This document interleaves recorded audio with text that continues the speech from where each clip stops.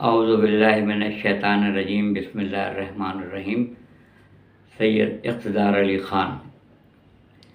आज मैं आपको पुराना कराची कैसा हुआ करता था उसके बारे में कुछ बताना चाहता हूँ। मेरे वो नौजवान जिन्होंने इस दौर में आंखें खोली हैं और पढ़ने लिखने के बाद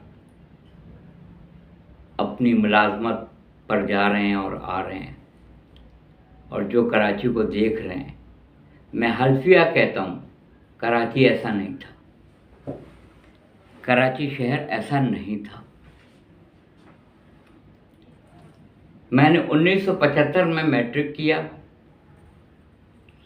उसके बाद 1977, 78, 79, 80, 81 ये मैं दर्स व तदरीस से वाबस्ता रहा। स्कूलों में भी पढ़ाया और ट्यूशन्स भी पढ़ाई, स्टूडेंट्स को पढ़ाया, ट्यूशन्स पढ़ाई। स्कूल में मेरे subjects mathematics, biology, chemistry, physics, Urdu भी मज़ामीन में वो भी मैंने पढ़ाया, लोगों को ट्यूशन पढ़ाता था। फिर बैंक ज्वाइन कर लिया, लंबी दास्तान। मगर मैं आपको हल्फिया कहता हूँ, मेरे वो नौजवान बच्चे और बच्चियाँ जिन्होंने इस दौर में आंखें खोली हैं, यानी मैं तकरीबन बात कर रहा हूँ, आप ये समझ लीजिए कि 1985, 86 उसके बाद का दौर जो है वो पुराशोक से पुराशोक तर होता चला गया। और आज किस नहज पर है ये शहर, मुझसे बेहतर तो आप जानते होंगे। रोज़ाना ऑफिस जाते हैं, आते हैं, और किन किन मसाइल से दो चार होते हैं, झेलने वाला ही जान सकता है, मैं उस पर क्या तबसरा डालूँ। मगर पुराना कराची ऐसा नहीं था। पुराना कराची ऐसा था कि हमारे पड़ोसियों को इतने इख्तियारात होते थे कि अगर वो किसी बच्चे को रोड पे, पड़ोसी को इस हालत में देख ले कि वो सिगरेट पी रहा है, तो कान पकड़ के 2 थप्पड़ मारा करते थे। पड़ोसी थप्पड़ मारा करते थे। पड़ोसियों को देख के, बुज़ुर्गों को देख के हम अपने आप को ज़रा सही करके, जैसे मैं आपके सामने तो बैठ रहा हूँ, बातें कर रहा हूँ, इस तरह हो जाया करते थे। यानी उनका एहतराम बेइंतहा था, पड़ोसियों का बहुत एहतराम था, बेहद एहतराम था। उस ज़माने में भी ये सब होता था कि ये देवबंदी है, ये बरेलवी है, ये अहले तशय्युअ है, मगर इतनी शिद्दत के साथ, इंतहा पसंदी के साथ नहीं था। होता तो था सबके यहाँ, मगर ये भी नहीं था कि उनके घर खाना नहीं खाना है और उनके यहाँ पानी नहीं पीना है और उनके यहाँ नहीं जाना है और उनके यहाँ नहीं जाना है। ऐसा नहीं था। वो हमारे यहाँ आते थे, अगर दोपहर को आ गए खाने में शरीक हो गए, रात को आ गए खाने में शरीक हो गए। हम उनके यहाँ चले गए, रात का खाना उनके घर पर खा लिया, दोपहर को भी खाना खा लिया। घूम रहे हैं, फिर रहे हैं, बातचीत कर रहे हैं, हर मौजू के ऊपर गुफ्तगू होती थी। उस ज़माने के जो बुज़ुर्ग होते थे, जब मतलब वो दौर था जब बुज़ुर्ग शेरवानी पहना करते थे, तो उनके लिबास से अंदाज़ा हो जाता था उनका शजरा हज़्ब व नसब का कि किस ख़ानदान से ताल्लुक़ है। इतना एहतराम, इतना ख़याल। अगर हमने बचपने में अपने असातिज़ा से मार खाई है तो इस पर हमें फ़ख्र है। मैं इसको बताता हूँ कि जब हमें मास्टर पढ़ाने के लिए दोनों आया करते थे, उस्तानी भी आया करती थी और मास्टर वो भी आया करते थे, और जो भी आके पढ़ाता था और हम लेटे हों बिस्तर पे, तो वो सबसे पहले तो वो हमें 2 थप्पड़ मार के खड़ा करता था। 2 थप्पड़ मारता था, हल्फिया कह रहा हूँ, थप्पड़ मारता था। और थप्पड़ मारने के बाद से कहता था कि पहले बिस्तर सही करो, चादर दुरुस्त करो, तकिया दुरुस्त करो और ये लिहाफ तय करके रखो। उसके बाद मुंह हाथ धो, सर झाड़ो और फिर पढ़ने के लिए आओ। वालिदैन बैठे होते थे, वालिदैन के सामने मार पड़ रही होती थी। मजाल है, वालिदैन बीच में मदाखलत करेंगे, मेरे बच्चे को क्यों डांटा, क्यों मारा, क्यों पीटा? नहीं। असातिज़ा का वो एहतराम होता था कि आज तक स्कूल के असातिज़ा का नाम अज़बर गए, याद गए। मैट्रिक के बाद इंटर तक किस असातिज़ा ने हमें पढ़ाया, उनका नाम हमें याद गए। हम लोग एहसान फरामोश नहीं हैं। किन किन लोगों ने हमें दर्स व तदरीस से मुंसलिक किया और हमें आगे बढ़ने में हमें किस किस ने हमारा साथ दिया, उनके नाम हमें याद है। यानी कमाल हो गया, कमाल हो गया। देखा कि बस स्टॉप पे बस रुकी है, ड्राइवर ने एक गिलास पानी मांगा, उसने पानी पिला दिया। कंडक्टर ने पानी मांगा, पानी पिला दिया, चला गया। आज सन 1444 हिजरी में देख रहा हूँ कि बस ड्राइवर ने, एक तो बस पहले इतनी देर देर तक नहीं रुकती थी, आधा आधा घंटा, पौन पौन घंटा, इस तरह नहीं रुकती थी। 5-10 मिनट रुकी, फिर आगे बढ़ गई। कसरत से बसें भी थीं, बहुत ज़्यादा बसें थीं, पहली टैक्सी चलती थी, रिक्शा जो पहले था वो भी था। चिंची नहीं थी उस ज़माने में, चिंची ये बलायात नहीं थी। उस ज़माने में इतनी फैसिलिटी थी ट्रांसपोर्ट की कि आराम से लोग जाके अपने ऑफिसेस, अपनी दरसगाहों में, अपने मदरसे में चले जाया करते थे। साइकिल चलाते थे लोग, साइकिल चला के चले जाते थे, पैदल जाते थे। अब आप बताइए कहाँ शिपॉनर्स कॉलेज और कहाँ 5 स्टार चौरंगी। अब हमें वहाँ जाने के लिए भी कोई या रिक्शा लेना पड़ेगा या किसी से हमें लिफ्ट लेनी पड़ेगी कि हमें वहाँ तक उतार दो। हम पैदल जाते थे वहाँ पर। अब पानी पिलाने के लिए ड्राइवर को, कंडक्टर को, उस पानी पिलाने वाले को पैसा देना पड़ता है। पहले का इखलाक ये था कि पानी मुफ्त में पिलाया जाता था। फी सबीलिल्लाह नेक काम किया जाता था। अब माल के लिए नेक काम किया जाता है। पहले पानी पिलाने का पैसा नहीं लिया जाता था। यह है ओल्ड कराची, पुराना कराची। जब आप पानी पीते थे घर आके तो आपने नलका खोला और यूं आपने अपनी हथेली आगे की नलके के सामने और आपने मुंह लगा के पानी पूरा पी लिया। अंडरग्राउंड में पानी आ गया। हाँ, एक चीज़ ज़रूर मैं बताऊंगा, उस ज़माने में भी ये होता था, सक्शन मशीन। पानी उस मकान में आ रहा है, इनके आ रहा है, हमारे यहाँ नहीं आ रहा है, तो सक्शन मशीन लगानी पड़ी कि पानी उसको खींचे। पानी तो आए कम से कम अंडरग्राउंड में।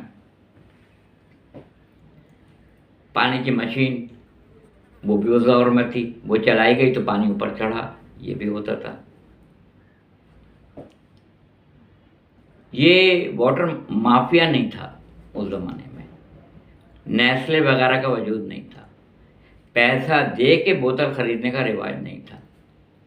जो पानी आ रहा है उसी से खाना पक रहा है, उसी से गुस्ल हो रहा है, उसी से वज़ू हो रहा है, वही पानी पिया जा रहा है।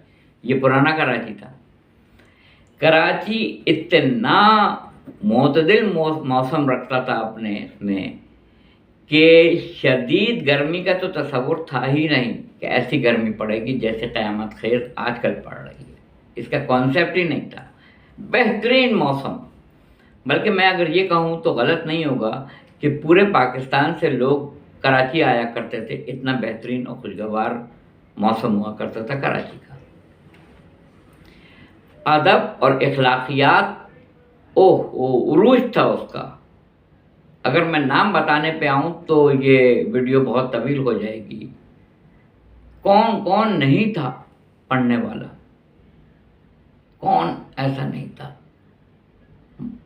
ज़ैद बुखारी, आले रज़ा, ज़िया मोहिउद्दीन मरहूम मक़बूर, तारिक अज़ीज़ मरहूम मक़बूर, एक से एक दौर में थे। क्या कहना है। अब्दुल हलीम शरर को पढ़ाया जाता था, रशीद उमर थानवी, बानो कुस्सिया, क्या कहना उनका, उनकी तहरीर का। अशफाक अहमद मरहूम मक़बूर, क्या कहना उनका। हसीना मोइन साहिबा, अल्लाह ताला उनको जन्नतुल फिरदौस में आला मकाम दे। क्या कहना उनकी तहरीर की बरजस्तगी। एक से एक शख्सियतें, इल्म दोस्त शख्सियतें, क्या कहना। और सिर्फ यही नहीं, बल्कि जो उर्दू मोहल्ला इस्तेमाल की जाती थी, बोली जाती थी, वो बच्चे हम लोग सब समझते भी थे कि क्या कहा जा रहा है। आज के दौर में 2023 और आज 10 तारीख है मार्च की, और दिन है आज जुम्मतुल मुबारक। अल्फाज भी इतने आला और अरफा थे और समझने वाले भी इतने ब्रिलियंट और इतने ज़हीन थे, ब्रिलियंट थे, ज़हीन थे, इतने ज़हीन थे। आज की तरह नहीं जैसे हमारी ज़बान गुम हो जाती है और हमारा प्रोनाउंसिएशन गलत हो चुका है और हम, खुदा का शुक्र है, अभी तक तो अपना नाम जानते हैं। ऐसे ही हालात रहेंगे तो शायद हम अपना नाम भी भूल जाएं। दिन काम ख़त्म हो जाता था, दिन इतना तवील लगता था कि सारे काम ख़त्म हो गए हैं, दिन ख़त्म नहीं हो रहा। अब रिवर्स है, दिन ख़त्म हो गया, काम बाकी बच गया, अब इस काम को कल किया जाएगा। पहले काम ख़त्म हो जाते थे, वक्त बहुत था। आज वक्त ख़त्म हो जाता है, काम बाकी रह जाता है। पहले ये फल ले लिया, चिलगोज़ा आपके पड़ोस मुल्क वहाँ होता है, अफ़गानिस्तान, हम सारी चीज़ें उनको भेज रहे हैं, उनसे चिलगोज़ा मंगवा रहे हैं, तो वो क़ुव्वत ख़रीद से बाहर है, आप ख़रीद के खा नहीं सकते हैं, इतना महंगा, जबकि वो आपके पड़ोस से, आप सारी फैसिलिटीज़ उनको दिए चले जा रहे हैं, सारे रास्ते आपने उनके लिए खोल दिए हैं, फ्री पोर्ट जाइए, और वहाँ से जो चीज़ आ रही है वो इतनी महंगी कि क़ुव्वत ख़रीद से बाहर आप ख़रीद नहीं सकते हैं, पानी ख़रीद के पीना पड़ रहा है। कराची को मैं मॉडर्न गांव कहता हूँ, मॉडर्न गांव है। बल्कि अगर गांव का भी आप जाके एक नज़र उसको भी देख लें तो आप कहेंगे कि शहर से कई गुना बेहतरीन हालत में है गांव। सब्जियां खालिस, फल खालिस, आबो हवा खालिस, पीने के लिए पानी खालिस। अब ये मॉडर्न गांव है कराची।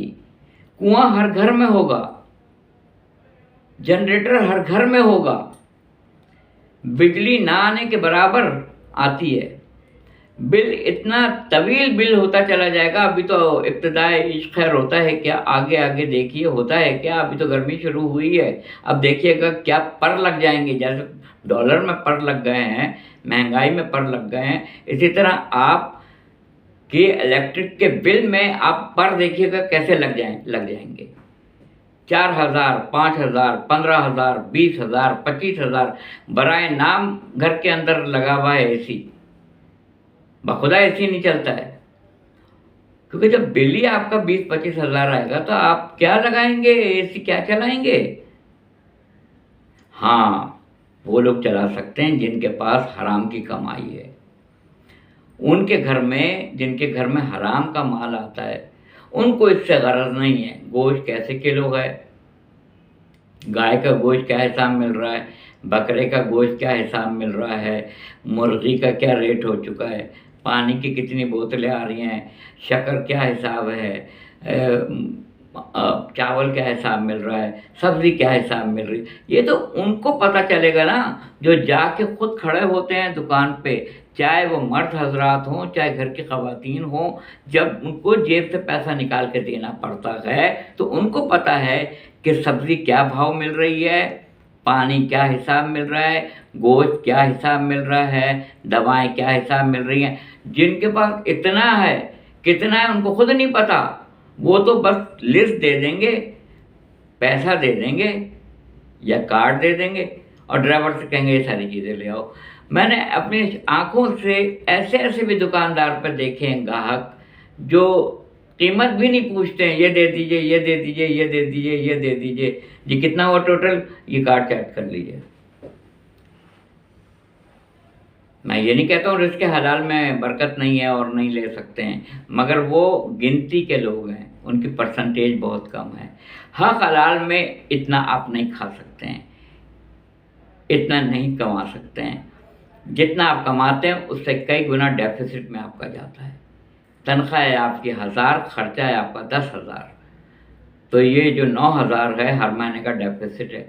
या किसी का माल लूटिए, मोबाइल छीनिए, उसको बेचिए, किसी की बैटरी निकालिए, उसको बेचिए, किसी का आप वो निकालिए, एसी की किट निकालिए, उसकी गैस किट निकालिए। क्या कहूँ मैं आपसे, सिलेंडर निकालिए, उसको बेचिए। करप्शन में पैसा है, नो डाउट।